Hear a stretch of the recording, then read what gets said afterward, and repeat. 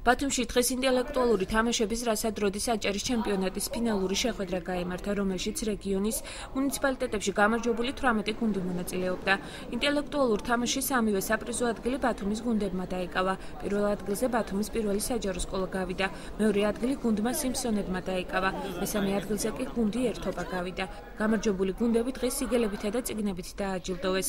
ინტელექტუალურ თამაშს ორგანიზება აჭარის ინტელექტ კლუბმა და აჭარის სპორტისა და ახალგაზრდობის დეპარტამენტმა გაუწია.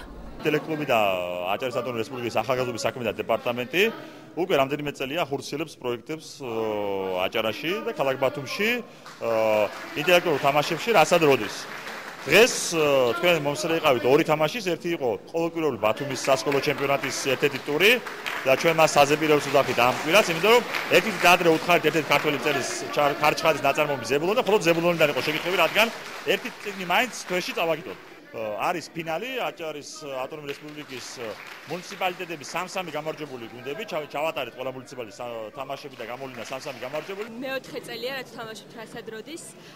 ჩვენთვის შესანიშნავი საშუალება იმისთვის, რომ გავიმდიდროთ ინტელექტი და ვიყოთ უფრო საკუთარ თავში დარწმუნებული, აგრეთვე ერთგვარი სიამოვნების მიღების საშუალებაც. ჩვენ ვართ სიმსონები, ვართ აჭარის ორჯერ გავხდით აჭარის მეორეადგილოსანი, აგრეთვე მერის თასის გამარჯვებული.